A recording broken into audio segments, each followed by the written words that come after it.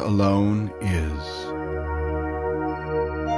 The uncaused cause moves silently and ceaselessly within himself, his thoughts amplified to deafening clarity by the sharp edges of his being. Eternally existing, one without a second, undivided. His mind a bottomless, borderless, unfathomable ocean, the exact depths of which are a mystery even to himself. Time sits before him like a small bird pecking at grains on a windowsill. As he sleeps, the cosmic manifestation emanates from the pores of his skin. Innumerable universes, galaxies, stars, solar systems, and other unnamed creations spill out like bubbles in a foamy sea. As he breathes out, they are given life, are sustained, and grow. When he inhales, everything is once again reabsorbed into his vast body, dissipating like smoke until his next breath. Our tiny world then is born, lives, and dies, all within one effortless breath of God. That is the kind of time which eternity encompasses. It is a regiment you have also experienced for untold ages as an intimate, indispensable component part of it all. As God travels infinitely, you are there, a tiny shadow in his thoughts, a glancing light in his eyes, a flickering movement in his heaving consciousness. Still, although you are very small, you are completely perfect and whole. A qualitative spiritual spark, completely equal in essence to the great fire of divine self that is he. Indeed, the Vedic scriptures state that the individualized soul is 1/10,000th the size, the tip of a hair. It is the presence of the soul alone that animates the body, which is otherwise merely a combination of material elements and is therefore essentially lifeless. This idea is also confirmed in the 5,000-year-old Vedic scripture, the Sri Ishupanishad, in its invocation. Om Purnam Adaha Purnamidam Purnat Purnamudachyate Purnasya Purnamadaya Purnameva Vasishate. The Godhead is perfect and complete, and because he is completely perfect, all emanations from him, such as this phenomenal world, are perfectly equipped as complete wholes. Whatever is produced of the complete whole is also complete in itself. Because he is the complete whole, even though so many complete units emanate from him, he remains the complete balance. But why then this cosmic game? What is he doing out there, and where do we fit in? The world, atoms, limitless space, thought, time, what does it all mean? Not necessarily in Stephen Hawking's scientific mathematical terms, but rather practically. What is going on? Think of it like this. There is God, quite alone, swimming incessantly within himself. Up from somewhere deep inside floats a small bubble of self-inquiry. Who am I? The same kind of questions we ask ourselves, but rather more monumental given the architecture. Everywhere he looks, he sees only various aspects of himself. From all four corners, he stares thoughtfully towards the center of his omniscient being. Such is the great, unabided loneliness of God. Granted, the Hindus say that he, and therefore we, are made up not of atoms, but rather Sat, Chit, and Ananda, or eternity, knowledge, and bliss, ever increasing. Still, that doesn't really give him anything much to do. In the Vedas, there is a story about God as Sri Krishna meditating on himself as a young man being trained by his guru. I mean, who else could it be? For God, the only reasonable thing to do is begin a very intensive, all-out search of his own unlimited consciousness, exploring himself for Leela or divine play. As a vehicle for this investigation, he chooses to split himself up into everything that is. Pick whatever metaphor you like, biblical, Vedic, Buddhist, Big Bang. They all play equally well within the darkened theater of God. The problem is that a simple division of himself without the higher attributes of his own internal mechanisms is rather clockwork and pedestrian, to say the least. All you'd have is a puppet world of DNA-obedient beings shuffling along completely clueless as to their divine origins. It was therefore necessary to instill within the creation the cent-per-cent perfection of the divine absolute in varying quantities. That done, unfortunately all Bhagavan had now was a human ant farm of God-realized automons running around, acting out their spiritual passions in a Play-Doh set spinning through deep space. What was needed was real drama, a way for God to usefully live through his creation in a meaningful, uncertain, maybe even slightly dangerous way. But how? He'd gained little satisfaction by simply spitting out little wind-ups of himself careening through time and space. Even with the added element of godliness thrown in, there really wasn't much adventure or romance. A legion of perfect mini-gods roaming the universe was almost about as static as the couch potato race of inbreds he first conceptualized.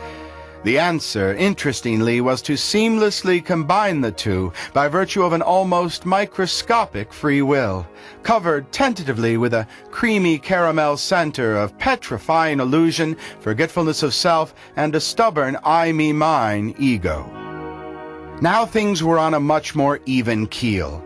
Who knew when these divine slobs would ever get it into their thick heads to turn inwards and seek to uncover their own divinity? So what we have now is God making himself forget that he is God. Let him trek through 1,000,000 iffy lifetimes on his own steam. If he comes up empty, he can try again until he finally gets it right. Slowly, as he assimilates experience, marching through the evolutionary chain from mineral to vegetable, insect, bird, and beast, and then finally man, he gradually begins to figure it all out. Now it's a real game, or at least a fairly decent indulgence, something our Lord can really sink his teeth into. There was, after all, one more key element to this equation, the introduction of the witness. Who bothers to make so ambitious a movie if there is no one there to see it? Here's how it goes. God decides to personally go along for the ride, so he hollows out a bit more space inside the car-like chakra in which the individual soul sits and makes himself at home. Vedantists call these two cosmic flatmates soul and supersoul, or Atma and Paramatma. The thing is, the poor Atma doesn't perceive Paramatma, so when he finally develops or suffers to the point that he's interested in discovering himself or finding God, he runs around looking in every conceivable place except deep inside. The great irony, of course, is that the entire time the Divine Beloved is right there staring you in the face, waiting silently for you to simply open your eyes and see him. As the silent Parsi master Meher Baba once intoned, God is closer to you than your very breath. This is literal fact. He possesses 4 beautiful long arms, a charming, beautiful neck, a handsome forehead, a pure smile, and glowing, shark-shaped earrings suspended from his ears. He is the color of a dark rain cloud and is garbed in golden yellowish silk. His chest is the abode of Srivatsa and the goddess of fortune, and he is decorated with a conch shell, disc, club, lotus, and garland of forest flowers. His 2 brilliant lotus feet are decorated with ankle bells. He is wearing the Kustaba gem and an effulgent crown. His waist is beautified by a golden belt, and his arms are decorated with valuable bracelets. All of the Supersoul's beautiful features, especially his merciful glances, captivate the heart. Withdrawing the senses from sense objects, one should be grave, self-controlled, and should use one's intelligence to firmly fix the mind upon all the limbs of the Supersoul's transcendental form.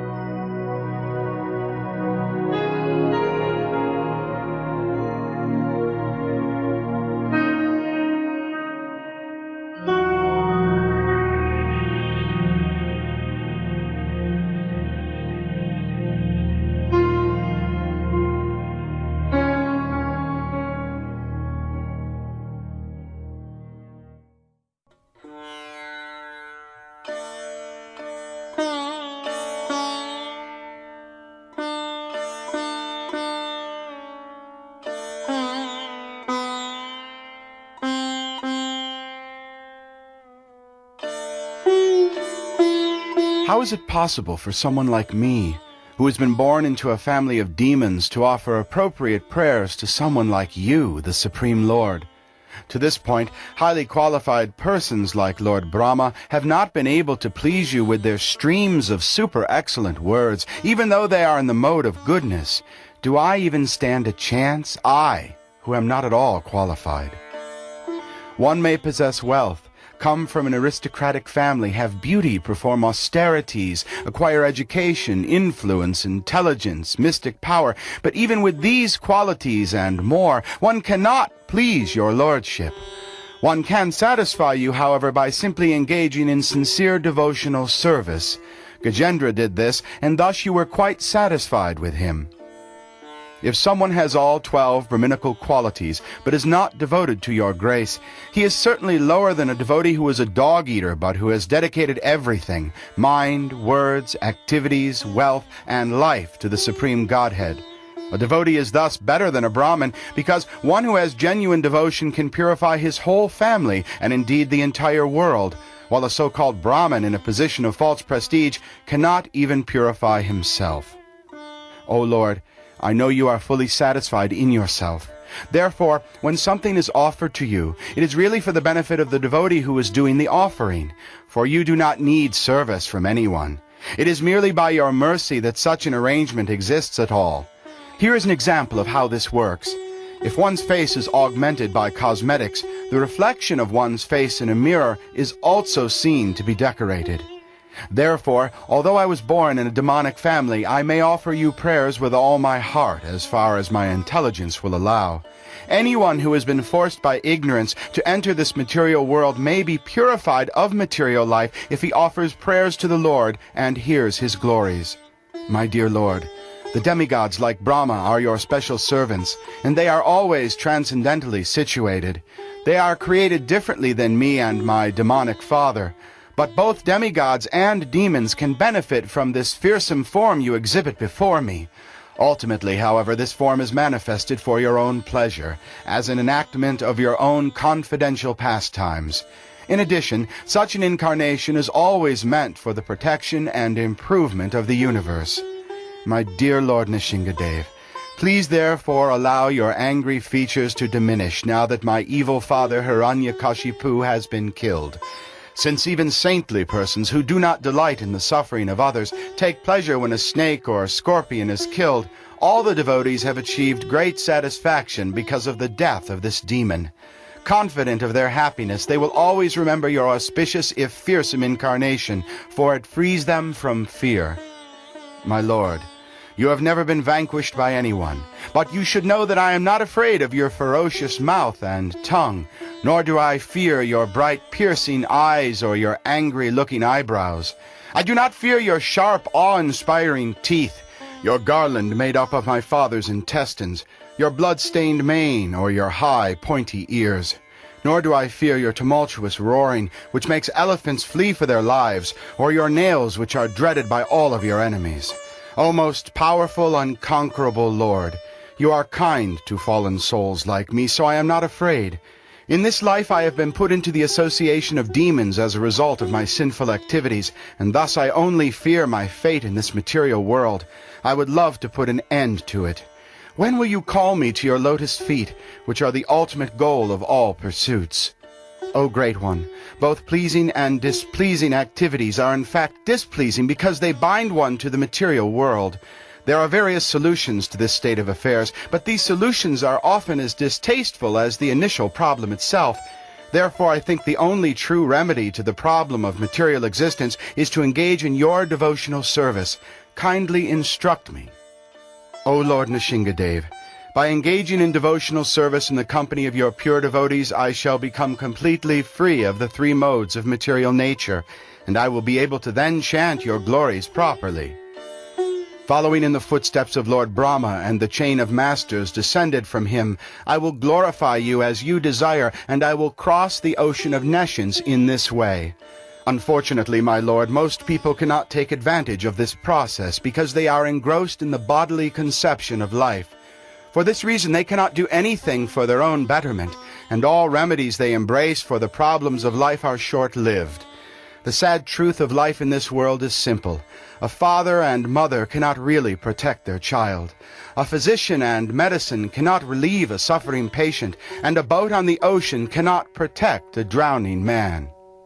My dear Lord, everyone in the material world is working under the laws of material nature, being influenced by goodness, passion, and ignorance.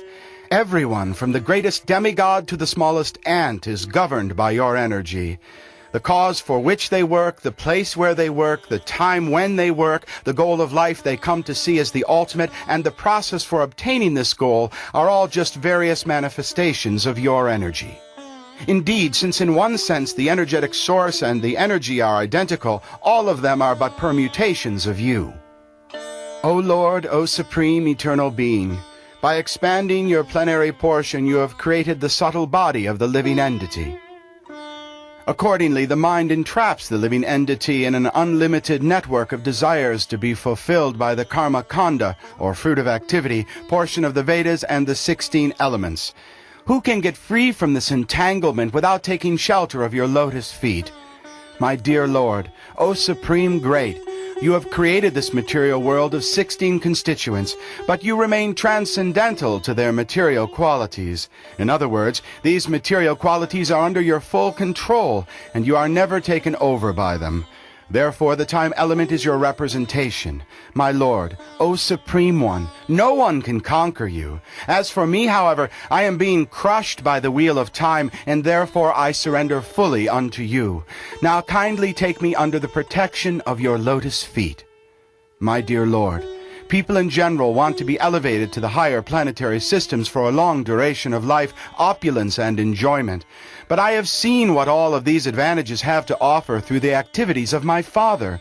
When my father was angry, laughing sarcastically at the demigods, they were deeply intimidated by the mere movement of his eyebrows. Yet my father, who was so powerful, has now been vanquished by you within a moment.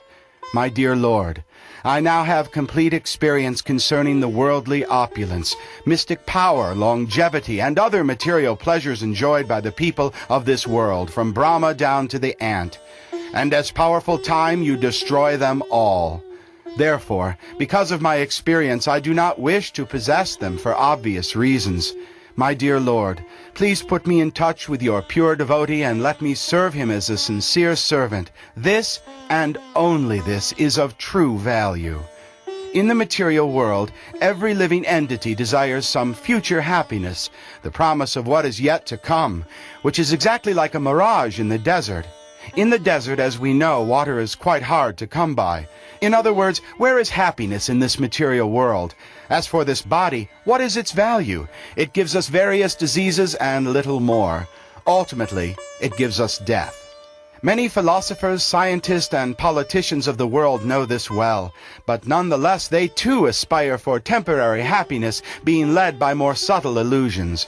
In any case, happiness is very difficult to obtain. But because we are unable to control our senses, we run after the so-called happiness of the material world and never come to the right conclusion concerning the goal of life. O my Lord, O Supreme Being, because I was born in a family well known for their indulgence in the hellish material qualities of passion and ignorance, what is my position? What is my fate? And what is to be said of your causeless mercy, which was never offered even to Lord Brahma, Lord Shiva, or the goddess of fortune Lakshmi?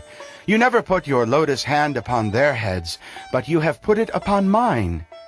Unlike an ordinary living entity, my Lord, you do not discriminate between friends and enemies, the qualified and the unqualified, because for you there is no conception of higher and lower.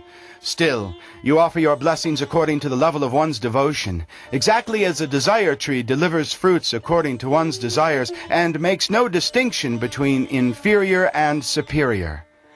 O dear Lord, O Supreme Personality of Godhead, because of my association with material desires, one following the other, I was about to fall into a blind well of poisonous snakes, following the way of the common person. But your servant Narada Muni graciously accepted me as his disciple, and instructed me how to achieve the transcendental position of being your devotee. Therefore, my first duty is to serve him. How could I leave his nectarine service? O Lord, O unlimited reservoir of spiritual qualities, you have killed my father Hiranyakashipu and saved me from his sword. He has said with great anger, if there is any supreme controller other than me, let him save you. I shall now sever your head from your body. I think that both in saving me and in killing him, you have acted just to prove that the words of your devotee are always true. There is no other cause. My dear Lord, you manifest yourself as the entire cosmic manifestation. You existed alone before the creation. You exist after the annihilation, and you are the maintainer between the beginning and the end. This essential nature is carried out by your inferior energy through the actions and reactions of the three modes of material nature. Therefore, whatever exists externally and internally is ultimately you alone. My dear Lord, O Supreme Personality of Godhead, the entire cosmic creation is caused by you, and the cosmic manifestation is an effect of your energy. Although the entire cosmos is made up of you alone, you keep aloof from it. The conception of mine and yours is a type of illusion known as your Maya. But it must be a part of you as well, because everything is an emanation from you and is therefore non-different from you. Indeed, the cosmic manifestation is non-different from your very essence, and annihilation of the three worlds is also caused by you. This relationship between your divine grace and the cosmos is illustrated by the example of the seed and the tree, or the subtle cause and the gross manifestation of existential reality. O my Lord, O Supreme Personality of Godhead, after the annihilation of the three worlds, the creative energy is kept within you, and you appear to sleep with half-closed eyes. In fact, however, you do not sleep like an ordinary human being, for you are always spiritually situated beyond the creation of the material world, and you always feel transcendental bliss. As Karano Dakshai Vishnu, you thus remain in your transcendental status, not touching the material sphere. Although you appear to sleep, this so-called sleeping is distinct from the sleeping of ignorance. This cosmic manifestation, the material world, is also your body. This essential form of matter is agitated by your potent energy known as Kala Shakti, and thus the three modes of material nature come into existence. You awaken from your bed of Sesha Ananta, and from your navel a small transcendental seed is generated. It is from this seed that the lotus flower of the gigantic universe is manifested, exactly as a banyan tree grows from a small seed. From that great lotus flower, Brahma, the first created being, was generated. But Brahma could see nothing but the lotus.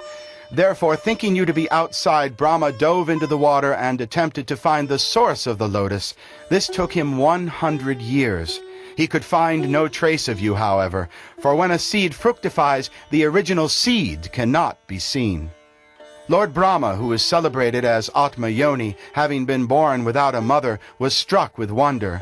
At this time he took shelter of the lotus flower, and when he had been purified after undergoing severe austerities for hundreds of years, he could see the cause of all causes, the Supreme Person, was spread throughout his own body and senses, just as aroma, although very subtle, is perceived in the earth.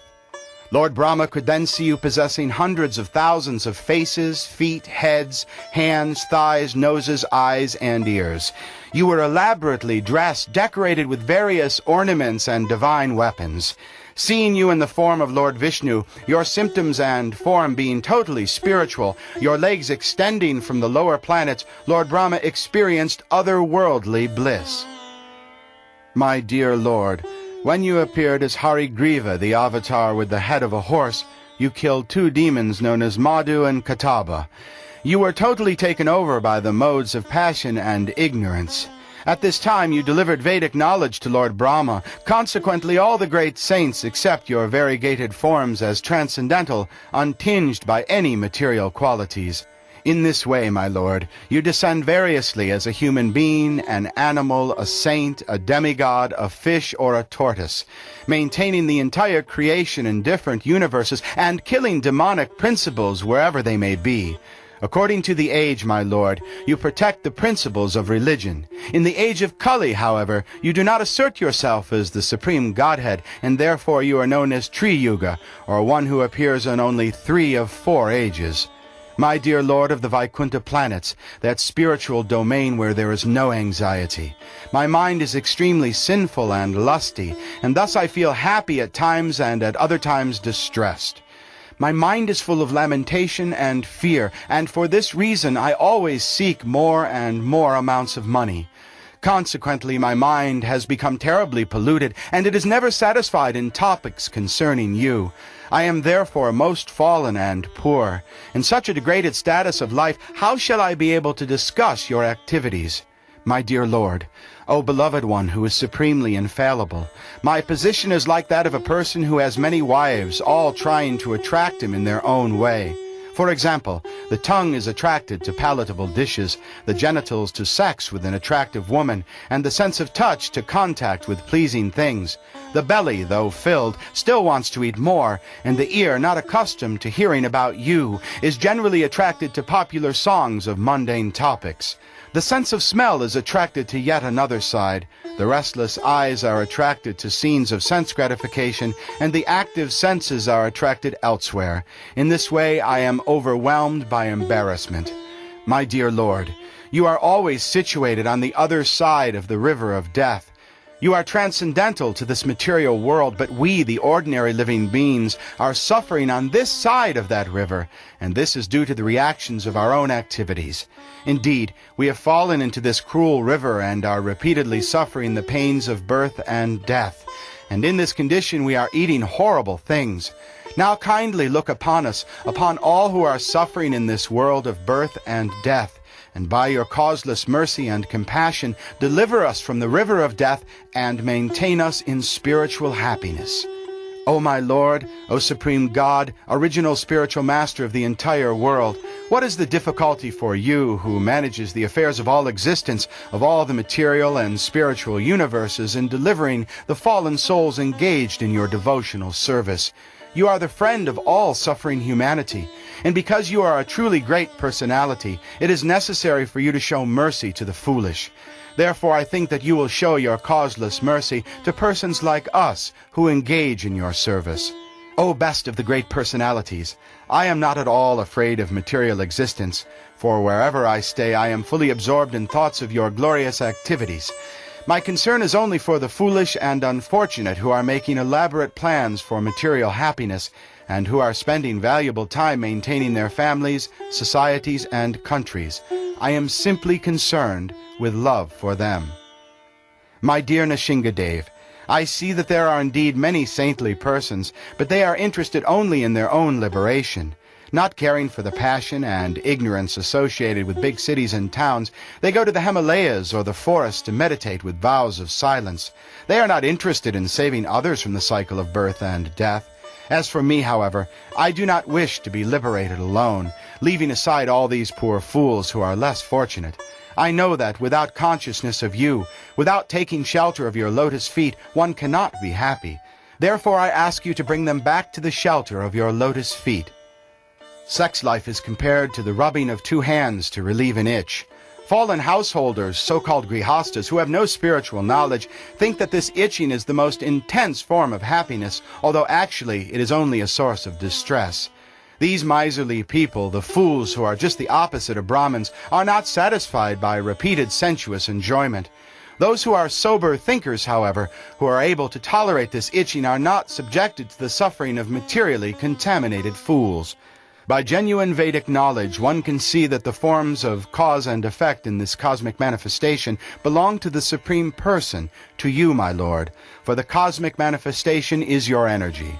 Both cause and effect are nothing but energies of God. Therefore, O Lord, just as a wise man, by considering cause and effect, can see how fire pervades wood, those engaged in devotional service understand how you are both cause and effect, and how you pervade all of existence. O Supreme Lord, you are air, earth, fire, sky, and water. You are the object of sense perception, the life airs, the five senses, the mind, consciousness, and false ego. Indeed, you are everything, subtle and gross. The material elements and anything expressed either by the words or by the mind are nothing but you. Neither the three modes of material nature, goodness, passion, and ignorance, nor the predominating deities controlling these three modes, nor the five gross elements, nor the mind, nor the demigods, nor the human beings can understand your divine grace, for they are all subjected to birth and annihilation. Considering this, spiritually advanced persons take to devotional service or bhakti. Such wise men and women hardly bother with Vedic study. Instead, they engage in the practice of devotional service. Therefore, O Supreme Lord, O you who are the best of all persons to whom prayers are offered, I offer my respectful obeisances unto you, because without rendering the 6 kinds of devotional service unto you, offering prayers, dedicating all the results of activities, worshiping you, working on your behalf, always remembering your lotus feet, and hearing about your glories, who can achieve that which is meant for the greatest swan-like souls?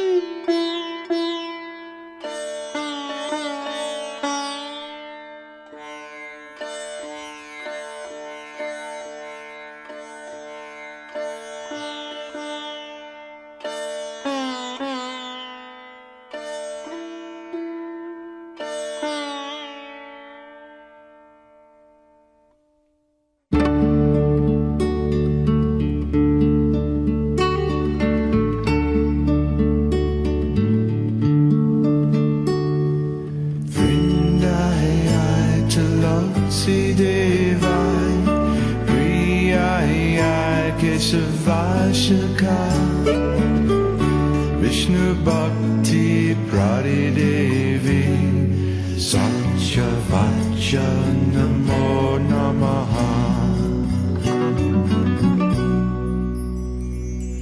Vrindayai Tulsi Devai Priyayai Kesavashaka Vishnu Bhakti Prati Devi Satya Vacha Namo Namaha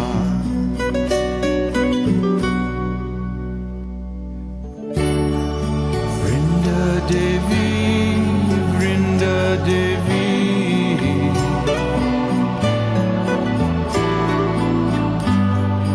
Vrinda Devi, Vrinda Devi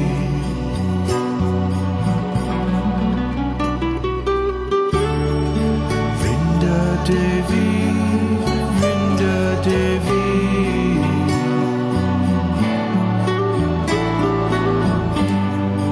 Vrinda Devi, Vrinda Devi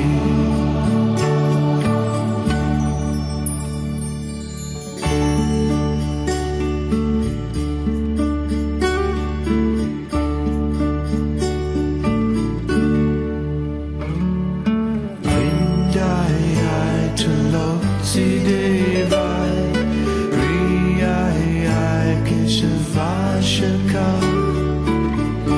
Vishnu Bhakti Prati Devi Satya Vacha Namo Namaha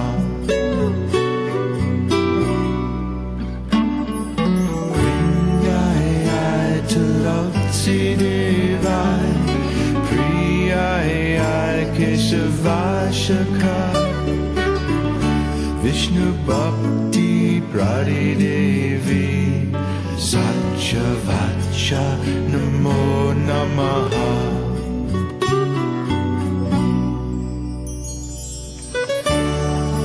Bhakti Devi, Bhakti Devi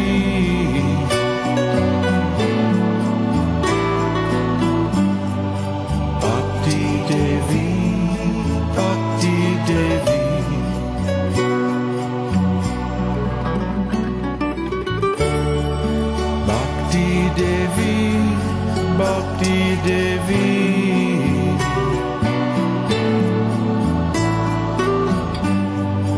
Bhakti Devi Bhakti Devi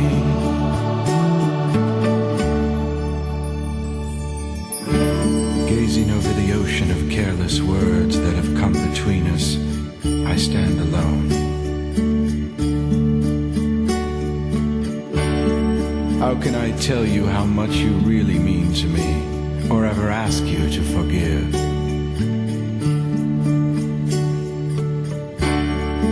All I can say is I love you, and always hold you deep in my heart. Vrindadevi, you are my savior. Thus I ever bow down to you with folded hands. O divine mistress of Vrindavan.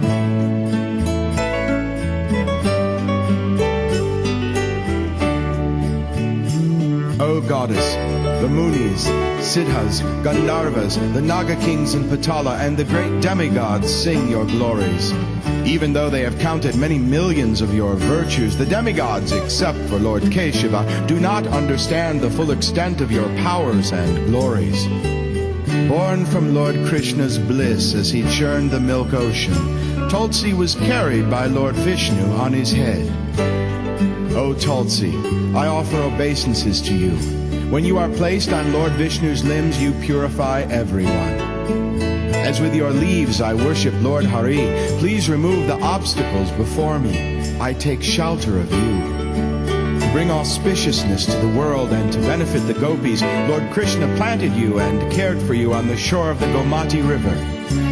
To bring opulence to Gokul and to become able to kill Kamsa, Lord Vishnu served you in Vrindavan. O you who are dear to the worlds, in order to become able to kill the Rakshasas, Lord Ram planted you on the shore of Sarayu. Planting you is like performing great austerities. To you, O Tulsi, I offer my respectful obeisances. When in the grove of the Ashoka trees, Sita Devi was separated from Lord Ram. She meditated on you, and for this reason she attained the company of her beloved. To attain Lord Shiva, Parvati planted you, O goddess, in the Himalayas. To you, O Tulsi, I offer my respectful obeisances. You are served by the Pitas in the Dharmaranya forest of Gaya. You, O sacred Tulsi, are served by they who desire auspiciousness. O Tulsi, you were planted by Lord Ram, served by Lakshman, and with great devotion protected by Sita Devi in the Dandaka forest. As the Ganges, which flows through the three worlds, is glorified in the Shastras, so Tulsi Devi is seen by the moving and unmoving creatures.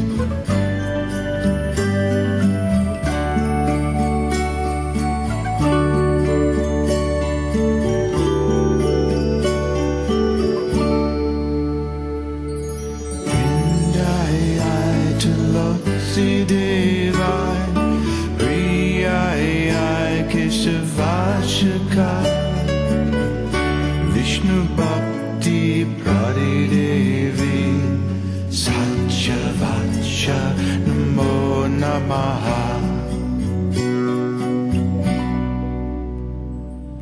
Vrindayai Tulasi Devai Priyayai Keshavashaka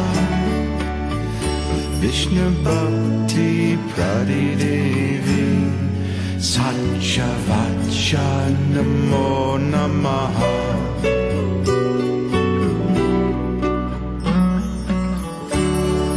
Tulsi Devi, Tulsi Devi,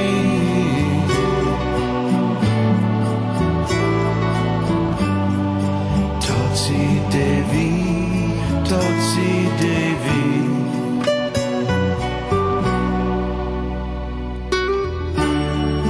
Tulsi Devi, Tulsi Devi,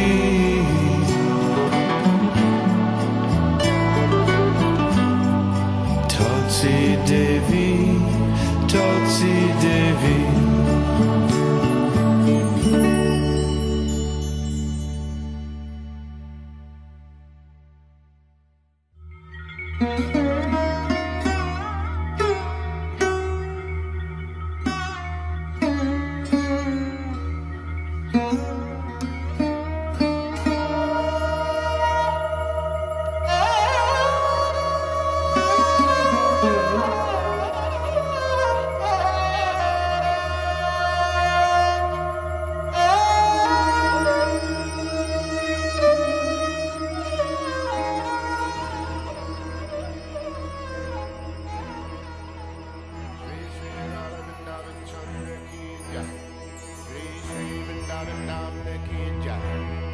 Shri Radha Kunda ki jai, Shri Shri Govardhan ki jai. Radhe Radhe Radhe Bolo, Radhe Govinda Bolo.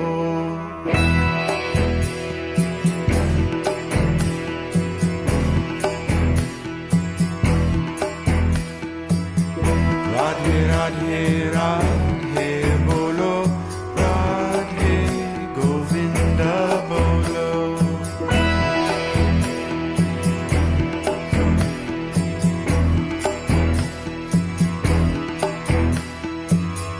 Radhe Radhe Radhe Bolo, Radhe Govinda Bolo.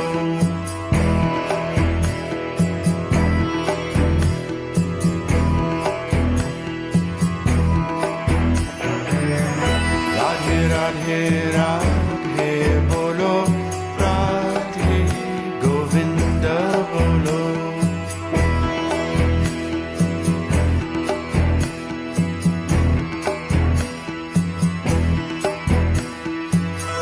Radhe Radhe Radhe Bolo, Radhe Govinda Bolo. Radhe Radhe Radhe Bolo, Radhe Govinda Bolo.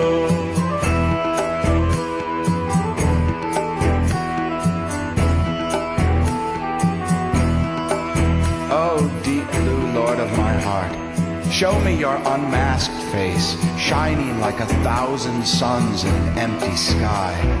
Oh, ragged soul, unleash me from the body, free me from mind, release me from the iron grip of the senses, banish me forever from this weary world.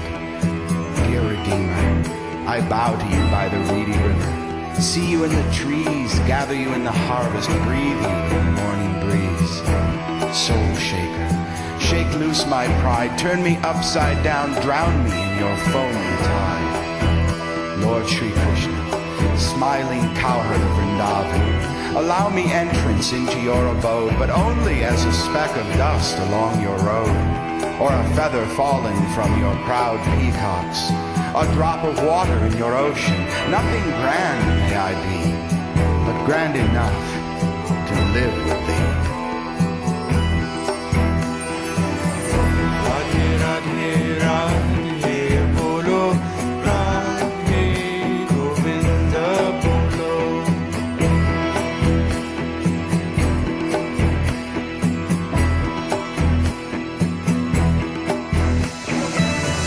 Radhe Radhe Radhe Bolo, Radhe Govinda Bolo. Radhe Radhe Radhe Bolo, Radhe Govinda Bolo.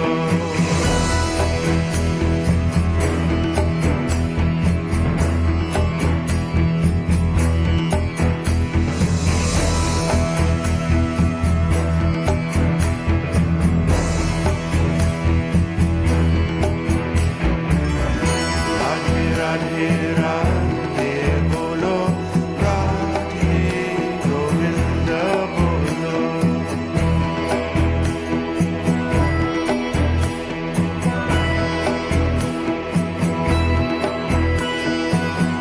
Radhe Radhe Radhe Bolo, Radhe Govinda Bolo.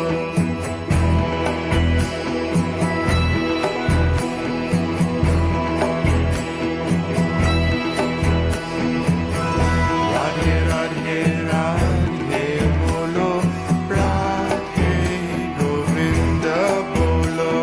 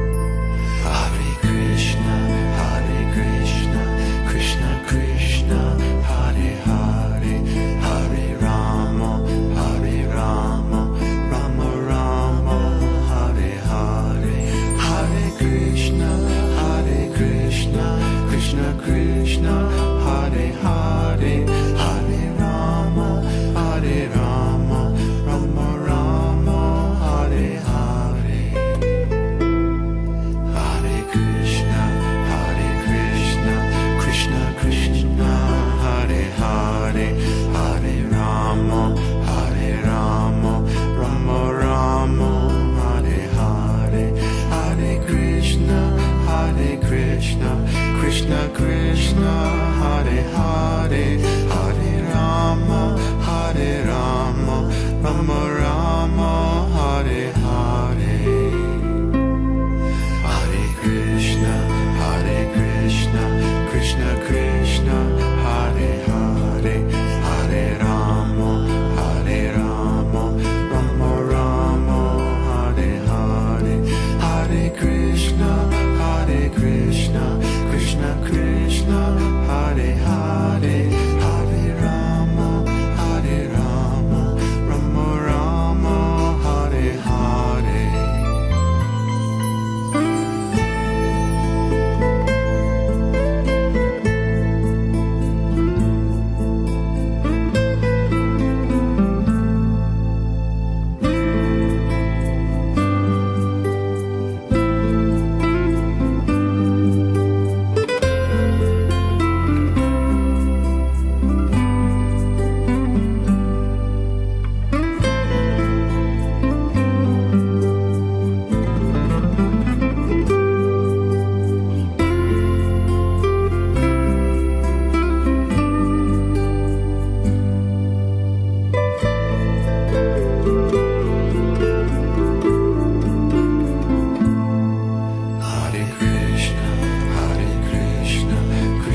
Krishna, Hare Hare, Hare Rama, Rama Rama, Hare Hare,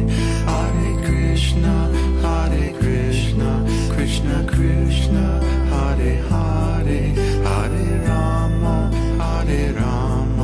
Rama Rama, Hare Hare.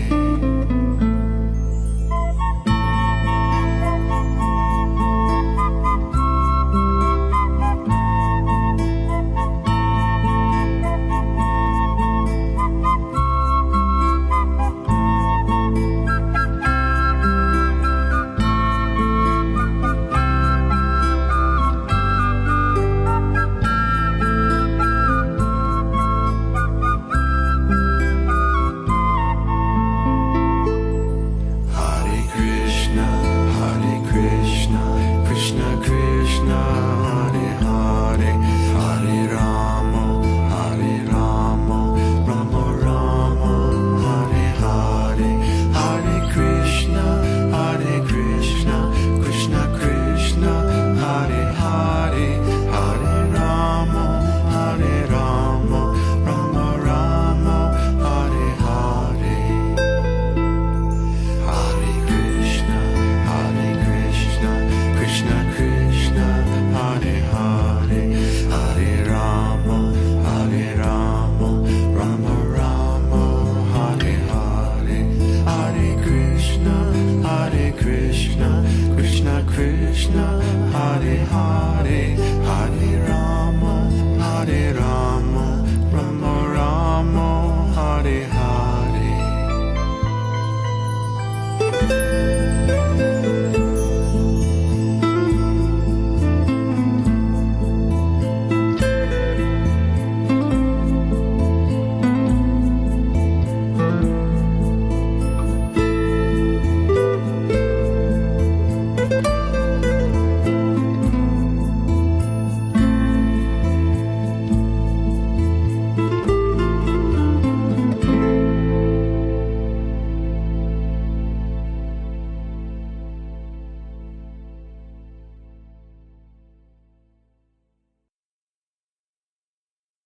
Jeffrey Giuliano is the author of some 30 internationally best-selling books on the Beatles, John Lennon, and other iconic musicians of the 1960s. In 2006, his book, Paint It Black, The Murder of Brian Jones, was made into a film by Stephen Woolley and Nick Powell entitled Stoned, The Wild and Wicked World of Brian Jones. It remains a cult classic and the only film bio of the Rolling Stones. Giuliano is also a veteran journalist, having written for dozens of high-profile newspapers and magazines, including The Sunday People, The Daily Mail, The News of the World, The Mail on Sunday, Playgirl, and Rolling Stone. A noted film actor, Giuliano starred in such movies as Vikingdom, Scorpion King 3, Jules Verne's The Mysterious Island, The Fifth Execution, Far Cry 3, Fire Desire, among many. In addition, He hosted the long-running North American syndicated radio series, Jeffrey Giuliano's Roots of Rock, for 5 years, as well as pioneering the audiobook industry in the 1990s by authoring, narrating, and producing over 250 original, non-book-based, interview-driven productions.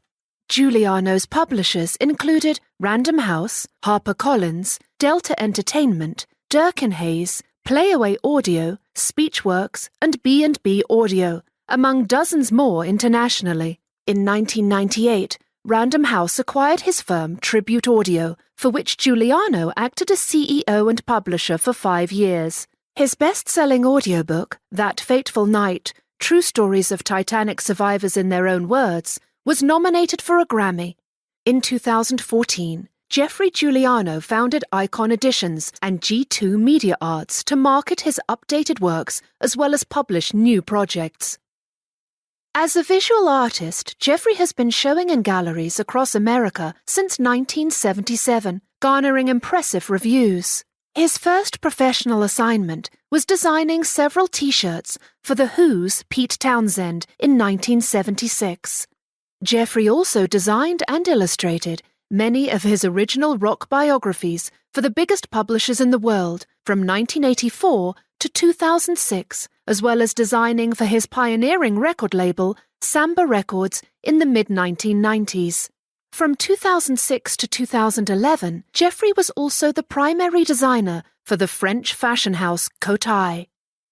When Giuliano first conceived of creating his own literary imprint, Icon Editions, he became responsible for illustrating and designing 35 book covers, several hundred CDs, DVDs, as well as dozens of promotional posters, and eventually an entire collection of exclusive fashion and art.